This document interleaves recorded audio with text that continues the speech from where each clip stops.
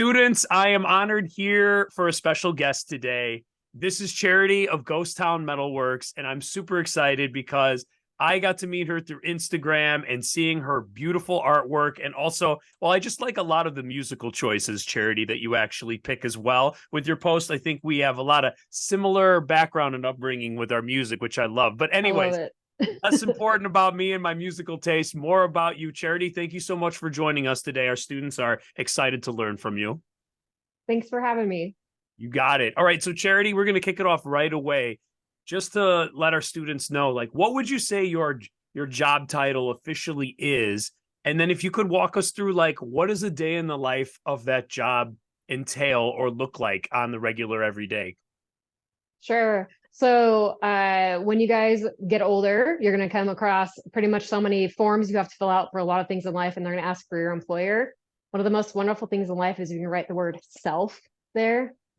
You're self-employed. You don't necessarily have to dictate that, specification on all those forms. Self-employed is usually good enough for them. But as far as my career, I am a goldsmith or a metalsmith. Metalsmith is a more wider category that encompasses pretty much any kind of metalwork. Goldsmiths are more tuned towards specifically jewelry. So, and that's in gold and silver, precious metals, platinum, those sorts of things. I don't work in platinum. You kind of need some extra different tool setups for that. But that's what that means. Silversmiths tend to work more in like usable items. So think more like old school, like candlesticks, right? Things like that, silverware. But you will hear the word silversmith thrown around a lot. It is incorrectly used. And actually, I used to use that word a lot. And then a friend of mine that's from Belgium that is a goldsmith and went to proper school for that is the one that corrected me. She said, no, look it up. You're a goldsmith. You make jewelry and you work in gold and silver. So that would be my official official career field.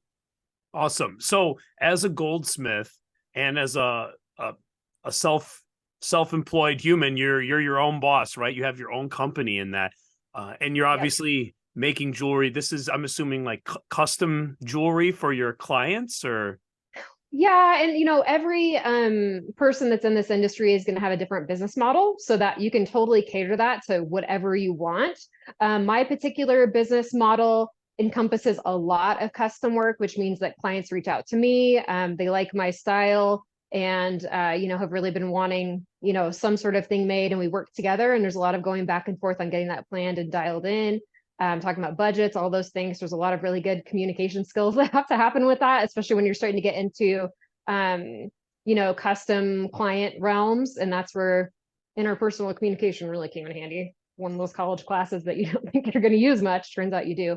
But I mostly do that. And then I'll squeeze in online shop updates. So I mostly sell online. I do have a couple of displays that I keep stocked for either consignment or wholesale. One of those is a pretty rad archery shop in Springfield, Oregon called the Bow Rack.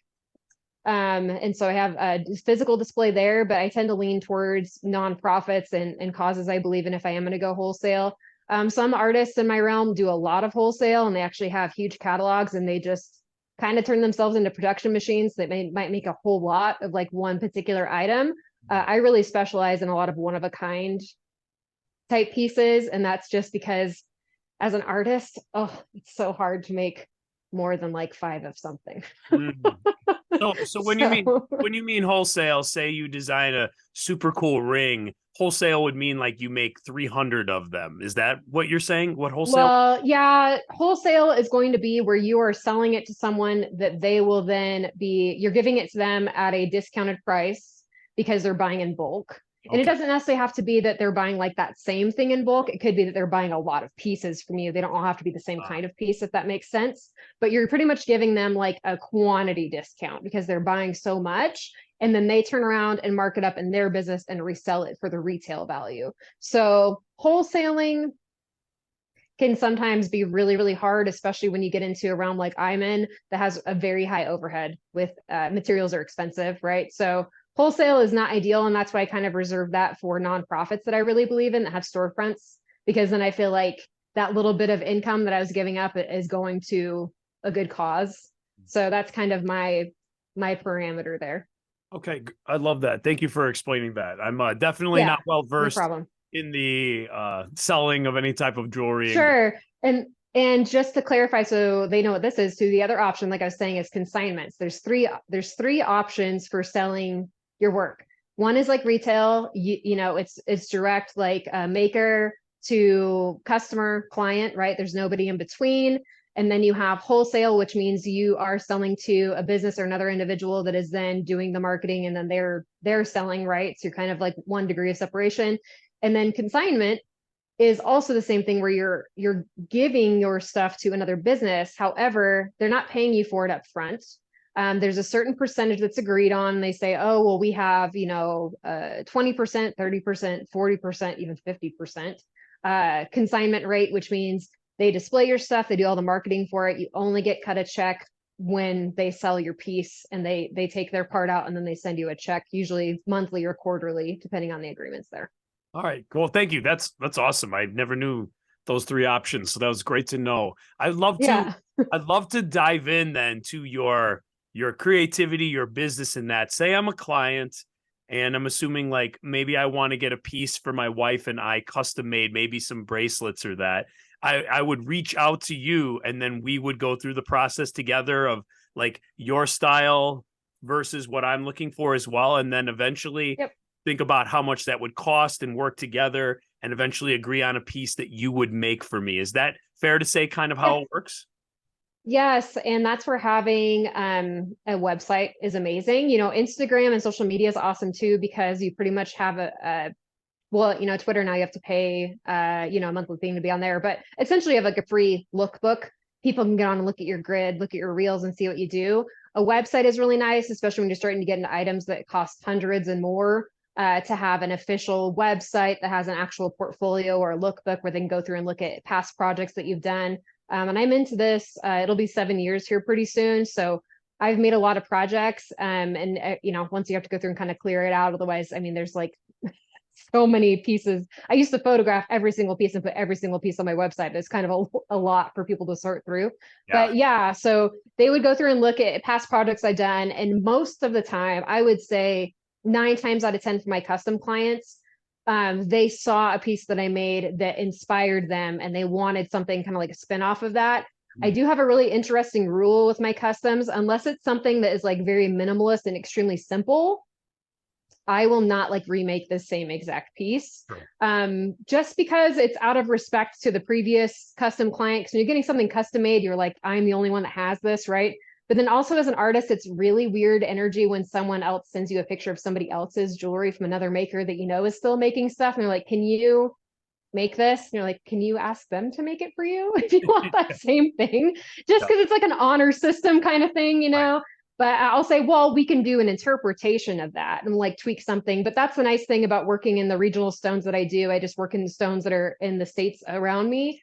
Most of those stones are super one of a kind anyway. So even if they wanted pretty much the same setting, the piece ends up looking a little bit different because every stone is, going to be a little bit different. So that's kind of cool. But yeah, that's how that would work. And it's really fun. I enjoy the process a lot, and that's why I've kept doing custom clients. I know some other goldsmiths that customs stress them out way too much. Yeah. So they only reserve that for people that they know really well. And then the rest of it is they just create pieces and then put them up for sale. Awesome. All right. I love that. Thank you for sharing that. Curious then. So you're not only talking to people, but I mean, eventually you're in your, forgive me, I call it a lab. I don't know what your area that you work, but I imagine you're cutting things, you're smoothing things out, sanding, you're melting in that. Could you take us through a day Sure. in your life, and not skipping the part too with like emails and that too, but like literally Sure. what does a regular day look like to you? Well, and I'd almost split it up about like a regular week, is that Okay. when you are a micro business, which is what I am, and that's like the term coined for like a one person business, that like you wear all the hats. You're doing the accounting, you're doing the shipping, you're doing the inventory, like the marketing, right? You're doing everything. You're the HR person. So when you're the micro business, you kind of have to start blocking out time for certain things. Otherwise, they won't get done. And that's where like a really good weekly planner is good. But checking emails every morning is a really good thing to do, every evening too, just so you don't miss anything that might be super important. And I usually start off my mornings with checking that, making sure there's no messages in social media, figuring out if I want to do social media posts for the day. And then depending on if I have someone to watch my kiddo, because that's the other thing is that I got a little kid too, right? Then I have a full what I call a bench day, which means I get to be at my jeweler's bench. So my area, I call it either my studio, my workshop, or my jeweler's bench, or I'll just sometimes refer to it as the bench. I have bench time today, which means I have time to actually sit and make. And yeah, but I use all kinds of things, and I actually have a casting set up too, which I won't get into the difference with that. So that's a whole other thing, but there are different methods for creating jewelry. And I do have a casting setup that I'm really excited to do. What I've been doing the last 7 years is called fabrication, which means you're starting out with totally basic materials, strips of metal, strips of sheet, wire, and forming those things, cutting them to different lengths, soldering them together, filing them down, sawing them out, those sorts of things to get your desired built 3D effect. That's awesome. I love that. And I imagine the work is not only rewarding because you get to create it, but do you find it challenging as well? Yeah, but it's in a good way. With my personality, I love learning, and if I feel like I have everything figured out, I kind of lose interest. So, art is one of those career fields that you will never stop learning. There's always something new to learn, and I don't limit myself to just one medium either. I like to do all kinds of things. As far as what I sell actively right now, it's just my jewelry, but I love to sketch, and that's the fun thing with making designs is I get to sketch out my designs with my stones and everything first, and I really enjoy that. And they're super simple. I just literally call them doodles because I grab a fine point Sharpie and computer paper, and then that's it. Like Love it. that's what the whole thing is. So I've seen some yeah, of your sketches in that with the stones in some of your Instagram stories. I was enjoying watching that, like your starting process and then what it's going to eventually be. That's got to be really cool to be able to it's get in. fun. I love. Yes, and one of my favorite parts is at the very end when the piece is complete. I like to lay it next to the sketch just to like see the accuracy of like even though the sketch was very, very simple to see how it translates. And I think people get a kick out of that too. I love that. Well, to my students interested in your work, I hope they do check you out on Instagram. I'll throw your Instagram feed in the comments too, so that they can see and see the work. But I noticed, I think what really drew me to your work, and then I want to get into, of course, like how you even got into this work. But I really love your turquoise pieces. They're just gorgeous. I told my sister, I'm like, you've got to Thank check you. her out. You're gonna love her work. But you mentioned though, you typically work with the stones and geology that's in your surrounding areas. You're in the Nevada area. Yep. So is that something Yep. that you just came to do, or you always knew like, I want to keep to the area I'm from? I'm just curious about that. Sure. Well, I am a perfect example of like a very split brain person in that I am very art and I'm also very science. So I have not always been a goldsmith. So like I mentioned, I've been doing this for 7 years, right? I was in the veterinary industry for 14 years almost, all through college and then out of college. So I love the sciences. I love being out in nature. All of that really interests me a lot. But geology is fascinating. It's actually not my complete wheelhouse, but I've always been fascinated with rocks since I was little, right? Bringing home pockets full of rocks from walks and things like that. So I was living up in Washington State since that's where I went to college. And that's what spurred the idea is that we were living in Washington. I'm from Nevada, and then my husband has a lot of family in Montana, and we would travel there a lot. So I just decided, why don't I just make that my business model? I'll just set stones from Nevada, Washington, and Montana. And then it kind of snowballed into a really cool thing where once I got going and I had the network connections that I needed, I can pretty much buy either mine direct, miner direct, or rockhound direct for the most part, and have verified sources. So I know that I'm getting what I'm getting, and then I can tell the area it's from. So when people order pieces from me that have a stone in it, they actually get a card. I call it a pedigree card that I fill it out and actually say what their stone is, and I say where it's from, and I circle the state that it's from, and I say what county or what town it's by or whatever. And then I tell people to keep it, because with turquoise and variscite and opals and those sorts of things, if that information is lost, it's really hard to prove later what that exact claim was. And it's very interesting with those claims because some claims are inherently more valuable than other ones because maybe they're really small claims and there wasn't a lot of material. But it's really interesting to learn. And then this year I'll be adding, this next calendar year, I'm going to add on Oregon, Utah, and possibly Idaho, and then kind of have a nice chunk of states that I include from, and I enjoy rock hounding myself too. Lapidary work is the art of rock cutting for jewelry, usually specifically. So I am starting to gather equipment for that. That's always been my business model from the start. To be able to go out and find material myself, cut it, and then set it into jewelry would be, that's like the complete cycle. I want to be able to do like everything in the process. So but yeah, that's why I want to do it. And then I realized after I did that, there's so many benefits to buying locally or regionally, is that my money is now supporting another small business and their family and putting food on their table and paying their bills and keeping their lights on. And then also, you know, we're becoming more aware of our environment and taking care of the earth. You have to think about carbon footprint.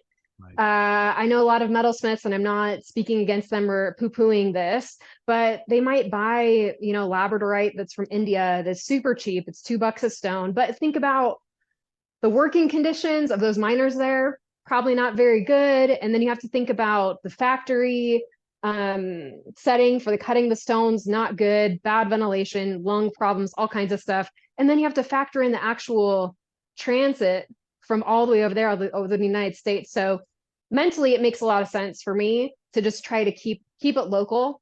So, and I encourage that too. You know, I have friends all over the world, and a lot of them have kind of started looking for stuff that's closer to them. And I think that's great. I love that. I love that. You're a one-stop shop. You're going to be digging them, cutting them, shining, polish them, and setting them and selling them. I love it. I love it.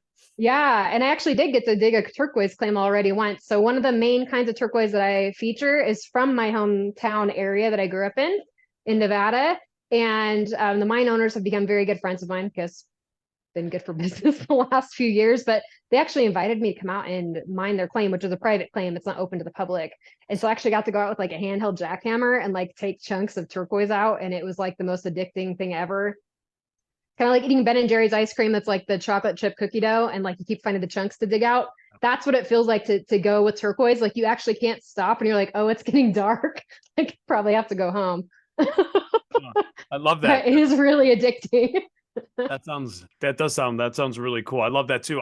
We've got geology classes in our school. I'm going to share this with our geology classes too. I think. Oh, please do. It's so cool. And surface level collection is really great too. If you're someone that's looking for stuff that's non-invasive and you've got public lands that you know you can collect rocks off of, go out and see what you can find. There are a lot of really good guides out there. Falcon has a lot of good geology, roadside geology guides even, where you can go look for local rock hounding around where you're at. It's pretty freaking phenomenal. And there's some really cool stuff in the United States. I love that. Thank you for that tip. I will pass that along. I like that. All right. So you are, like you said, I love this. You're a science nerd at heart, like me. I love this.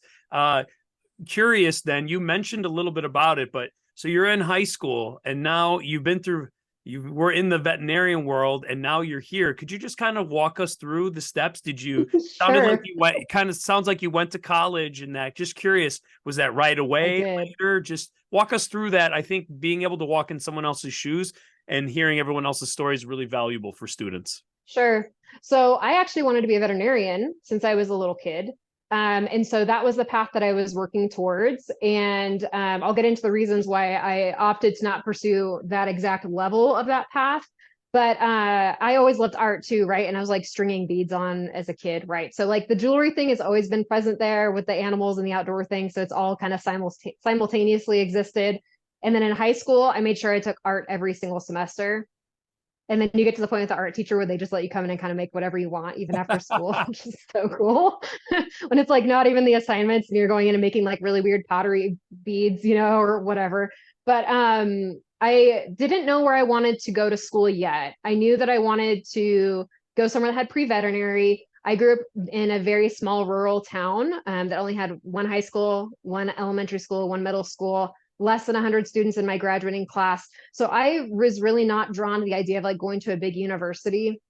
And I grew up in a very faith-based family, and my best friend ended up going to Seattle Pacific University, and I went and visited her during her freshman year. So my first year out of high school, I didn't just sit around. I got a job at an animal hospital since I knew that was the direction I wanted to go. I really focused on my grades through high school. I wasn't psycho about it, but I did well. I was honor society, honor roll, all of those things. Was not valedictorian or salutatorian, say that, but I tried, right? So I actually didn't work through high school besides just random odd jobs during, summers or whatever. So as soon as I graduated, I got a job as a kennel cleaner at a vet hospital because I knew that's the direction I wanted to go.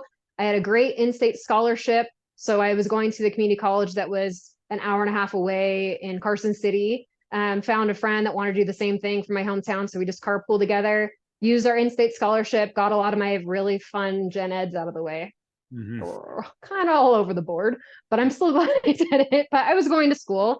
And then I was able to find Whitworth University is what I landed on, which is in Spokane, Washington. Okay. And they had just started a pre-veterinary track. So I was actually registering for classes there and noticed, I was like, I really should take some art classes just to make everything feel balanced out. And I saw that they had Jewelry 1 in the course catalog. I just thought it was going to be like stringing beads. I didn't know anyone that did metalsmithing growing up, and I didn't have that opportunity for someone to mentor me or anything in our hometown. And so it didn't even occur to me that that's what it could be. I signed up for it, and I cannot tell you how excited I was when I got there and was like, we get to use torches, like fire, because my dad is a contractor. And so I grew up watching him weld and always wanted to learn how to weld, but I was too shy to ask. Like, I really wish now I would have asked him to show me. Of course, my dad kind of MacGyver stuff, so maybe it's a good thing he didn't show me how to weld. But I safety third. So I ended up taking my jewelry class, and I freaking loved it. And my instructor was like, "Wow, I really like what you're doing," And they had a second semester, so I took the second semester, and my instructor actually pulled me aside and was like, "I know that you're pre-veterinary, but if you ever change your mind." You have a home in the art industry, I think, if you wanted to pursue this. And this is back in 2004. This was a long time ago. I went ahead and took more art classes, ended up getting an art minor as I was working on my biology degree. So I got a bachelor's in biology that was pre-veterinary track. So I took a ton of classes with the pre-med kids because there's a lot of overlap there, plus comparative anatomy and a lot of other things that the pre-med kids don't have to take because they only have one species to learn. And just saying. So I went ahead and did all that. And then I minored in biochemistry too, because I also worked in genetics labs too. So I have that very nerdy side to me as well. But the reason that I didn't pull the trigger on applying to vet school, and I even took, my tests and everything to get placed, is that the veterinary industry is very interesting. Vet school is actually harder to get into the medical school, because there are fewer schools and actually surprisingly similar amounts of students that are interested in pursuing that career path. And so they kind of base their admissions on what they know the industry is going to need in 4 years. So at that time, large animal vets and research laboratory vets are what they were really letting the kids in for. And I wanted to either do exotics or wildlife medicine were my two things. And so I kind of was like, maybe I'm going to sit on this for a year, because I already had a job at an animal hospital, and decided at that point, like, I'm going to sit on it for a year. Maybe I'm going to do the extra legwork to get my vet tech license, which is the next step up. And so I was able to get that done. But I'm glad I sat on it. Vet school is very expensive, and it would have maybe been in a field that I wasn't passionate about. So I kind of sat on it for a long time, and I ended up being in the veterinary industry for 14 years. And over the years, always knew I wanted to do jewelry on the side, but never had space for it in the houses we were in. I didn't have the right equipment. And of course, when you're taking it from a class from a school, there's a huge workshop with all of the equipment you could ever want, right? And it just seemed like a very overwhelming, daunting task to try to collect all those things. I thought that you needed to have all that stuff to be a goldsmith. You don't. You can start out very minimalist, it turns out. But what spurred it is that I got married, and then a couple of years later, got pregnant, had my little guy who's like 7 years old now, but I was home on maternity leave from the animal hospital, and he was like 3 months old, and my husband had given me a few $100 to be like, just get yourself something nice, you're staying home right now, like a little whatever gift, and I was on Amazon actually scrolling at like 2 a.m. and was like, maybe I'll buy myself a ring. Like, that might be nice, right? So I went there, was looking at rings and put in my cart, and I was like, you know what? I know how to make that ring if I just had the stuff to do it. It's been a lot of years, but I know that I could do it. So I took it out and I started poking around. It turns out Amazon was selling sheets of silver, little tiny handheld creme brulee, butane torches, solder. They had some of the stuff that I hadn't bought yet. And so I spent all the money he gave me. And then when he woke up in the morning, I was like, I'm starting a business. And he's like, oh, It just, I started realizing that, like, you know, I grew up in an entrepreneur household because of my dad, and now I've got a kid to raise, and I had to address that question of, do I want to work? Do I want to do veterinary medicine was very fulfilling for me too. I loved that job very much. It has some very heavy emotional things with it, understandably. Compassion fatigue is a real thing in the medical and veterinary realms and first responder realms and law enforcement, all of those things, right? So that, and being in the veterinary industry for so long, I saw this in the veterinarians that I worked for, right? And the vet techs too. And so I was thinking, do I want to go to work just to go to work to be able to pay for childcare for him? Or do you think I should start a side business and just see how it goes and see if I can stay home and raise him? Well, I got like ridiculous, immediate, giant response of support from my family and friends, many that I knew from back home for over the years. And like when I decided I was going to do it, like my sister, I was like, I just Venmoed you money. I want you to buy a custom metal stamp with a logo to stamp the backside of your jewelry. It's like within a month of me deciding to do that. So it's like my sister stood up right away and is like, yes, like you're going to do this, right? And within like 2 months of starting that, I had a very tiny Etsy shop update with not very well made jewelry because I was kind of reteaching myself. Been a lot of years since I learned and I didn't have all the tools. There's kind of some cobwebs there, right? I mean, they were fine. They're very rustic. I'll just say that. Very rustic jewelry. So I don't know. I just started getting, at first I was like, I'm not doing custom work. I want to be able to make my own whatever. And then a friend of my sister's from high school was like, can you make me a whole set? Like 3 months into this business, she's like, I want like a big statement necklace, a cuff, a ring, earrings. And I'm like, oh, okay. Rena. Thanks, Rena. Like she's the whole reason that I ended up totally changing my mindset. And that's also true too, is that you have to be flexible. Sometimes you have a vision of what you want, but things don't always pan out the way you thought. And now it turns out 7 years later, I mean, I was able to go full time. I left the veterinary industry. I've been able to help support my family, help raise my little guy, call my own schedule. There are definitely trade-offs with being your own boss. Like I mentioned earlier, there's a lot of hats that you have to wear. Like any job, a lot of jobs have busy seasons and slow seasons, depending on the industry you're in. But anything that involves retail oriented anything, Christmas time, like that last quarter of the year is your psycho, like October to December is a lot of work. For quarter one, usually pretty slow, except for maybe a little bit Valentine's Day gifts, and then the summer can be pretty busy. It depends on what you're up to. But quarter four is when you're working long hours, getting orders out and all that. And it's cool. Like you're good with it because you love what you do, right? But there is a lot to balance. But I wouldn't trade it for the world. I so love that I work for myself now and I don't have to put in requests for time off.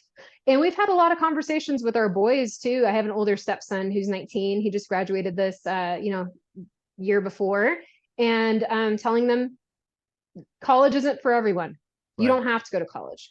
But what we encourage you to do is consider trade school or consider seeing if you can apprentice for someone to learn a trade and start working for yourself sooner than later if you can.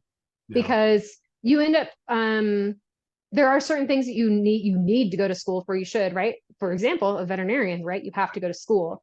You can't apprentice your way into that one. But we don't want to put the pressure on our boys of being like, you need to know where you want to go to college and you have to go to this school and you have to study that. But we want them to have an idea of following their interests and seeing how that passion can turn into a career field for them. And then also to not make them feel like they're pigeonholed into having like, I felt a really weird level of guilt after I graduated from college and decided to not apply to vet school because I'd been speaking that dream since I was a little kid. So I kind of felt like I was letting down people in my family and my friend circle because some of them were actually uncomfortable with it. What do you mean you're not going to go to vet school? Oh my gosh, right? So I kind of had to go through a lot of that to be like, no, I just have a feeling about it. I think you need to wait. And I don't regret going to college. If I didn't go to college, I wouldn't be doing what I'm doing now, right? That minor in art ended up being the career path that I'll probably actually have for the rest of my life. So it is okay to change paths partway through. I'm 38 now, and plenty of people have a career change partway through their life, and it's totally okay. It's also okay to have hobbies that you're super into while you're working a different career, and sometimes those hobbies turn into side hustles, and then sometimes those side hustles get really busy, and then the next thing you know, that side hustle is begging for you to make it a full-time thing, and then you can make those judgment calls when you need to. But everyone thinks that you have to make like one choice and stick to it. Why can't you have all the things? I love it. I love it. Yeah, I agree. I think we do wrong when we say, hey, what do you want to be when you grow up? Instead of saying, like, what things do you want to do when you grow up? Like numerous, Yeah. plural, instead of just one thing. But thank you. You have thrown so many different types of wisdom and suggestions. Thank you. The in the eyes of an entrepreneur and business strategy and also lifelong learning. Thank you for sharing all that. I think you've hit on so many outstanding topics and points, and the flexibility of not just in your job, but also like the things that you do in your life at that time, that all those choices impact what you want to do. So I appreciate you doing that. To wrap things up, I would just be curious, and you've already shared so many, but is there anything you wanted to share to our students now? A lot of these students are between 16 and 18 years old, but any type of life skill, life lesson, I know you've shared a bunch, but anything you wanted to wrap up the interview with, just to give them a little head start or heads up of something you've gathered from your life? Sure. I think paying more attention to what your passions and interests are is super important, not only for career path, but for sanity and happiness. Because when you get too busy with life and you cut those interests out of your life because you don't have time, you'll notice that you're kind of unhappy in a lot of other parts of your life. And there were times when I was in the vet hospital that I wasn't making time for art. And it was really weird because you get invited to, like, as an adult, get invited to like paint and sip classes or whatever, and you're supposed to paint this very specific thing the instructor just gave you, and then you kind of go off the wall and end up painting like this whole, and then everyone in the class is like, oh my gosh, did you paint that? You're like trying to hide it. Just turned out you really needed art therapy, right? You hadn't been making time for it. But it's important to listen to those things, make time for what is important to you, and remember that there are stepping stones in life. It took me a lot of steps between 2004 and 2017 to make that decision to start doing jewelry, right? So patience is really important, but persistence and vision is also really important. In flexibility, there is kind of a balance between persistence and flexibility, because you don't want to be so flexible that you give up on things really easily. And you also don't want to be so persistent that you're so structured and strict that you actually end up missing opportunities because you're in a tunnel and you're not looking for other possibilities that are outside the box that could possibly lead you to an even better situation. So keep your options open, and pay attention to those passions, man, because it might turn out that at some point, maybe that can be a side income for you, or end up turning into a full-time income for you. And you'll just love that job so much, and it'll just fill you up. Even with the crazy hours that I'm working these last couple of weeks, which you've seen because you were looking at, watching my Instagram stories, but I've been doing it. This is, like I said, I'm coming on year 7. I would not have it any other way. It's absolutely amazing. And it's a different level of exhaustion when you put in a lot of work to something that you own, that you call your own. And it's work for me, for my business, for my family. And it's just really, really rewarding. So entrepreneurship is not for everyone. I also had an art gallery I tried starting that was really great, but it was during the pandemic. Things got a little bit wild there. And also started up like a side business for like a clothing company for metalsmiths. I had that kind of going for a little while. So there are people that are like idea people. Write it down. Just because you have that idea doesn't mean you need to jump on it right away. And put it in a notebook. Just have an idea notebook for cool business ideas. And if you can overlap them, it's even better. And not everyone needs to be an entrepreneur. There are lots of great jobs. For example, teachers. We need teachers. You have to go to school to be a teacher. You can't apprentice your way into that one, with the exception of me teaching classes, because I'm kind of sliding under sliding under the wire there. But I do enjoy teaching too. But it's all balance, and just make sure that you guys are making the choices for you and not based on what other people around you in your life think you need to do. Because you're going to get good advice and you're going to get bad advice. So just be okay with possibly making other people mad because you're not doing exactly what they want you to. It's hard with parents, especially if they're ones that are helping pay for school or trade school or helping you out the rent in the meantime or whatever. I mean, there's balance in everything, right? But make sure that you're living your dream for you and you're not living out someone else's dream that they feel like they missed the boat. So now they're projecting that onto you or whatever. Yes. That was a really long bit of advice. Sorry. It's like I 3 loved, minutes long. A I loved monologue. every second of it, though. You hit on so many important things and so many complex things when becoming an adult, is that we our friends or our family start to build this expectation of who you are. And when you decide that, no, I'm going to change this a little bit, it can make other people uncomfortable. And sometimes that's just because they wouldn't be comfortable enough to make the change that they really want to. And they maybe project on Exactly. you that really they wish they could do it. And instead, they make it sound like you're doing a bad thing or making a bad decision. But it is such a delicate balance. You've thrown so much out there. Charity, I can't thank you enough for just sharing not only your story, but your passion for what you do. And I mean, I'm just in love with your Instagram account. You make some beautiful pieces of Thank work you for so the much. world. And I know that, like you said, when you put everything into what you're doing, even if it's exhausting, that pride you feel at the end is really rewarding compared to if that was all for maybe just someone else's dream. So I think you brought up a It's lot of true. valid points. And again, overlapping with my geology classes, my business classes, and then of course for me and my chemistry physics classes. I can't thank you enough for just sharing it. So thanks for being here today with us, Charity. We really appreciate it. Thank you so much for inviting me on. And yeah, you guys can follow me at Ghost Town Metalworks, all one word on Instagram. Ghosttownmetalworks.com is my website if you want to check that out. And then, like I said, more outdoor shenanigans mixed with jewelry or on Ghost Town Fine Jewelry Instagram. Good to know. I can follow you on the other one now too. I didn't know you had two accounts. It's in my bio, so if you take a look at it, that'll be my main business one that I started forever ago. But I ended up attracting a lot of other metalsmiths, which is really cool. People that like learning, since I show a lot of process stuff. So the secondary one kind of helps attract more like clients, I guess, that are interested in like buying stuff. And then the other one is like community over competition. We all support each other, teach each other, encourage each other, and it's pretty cool. I love that. Well, Charity, I know we could have kept talking for hours, but thank you so much for your time. And I hope you have a great Thank night. you. Thank you. You too. Thanks.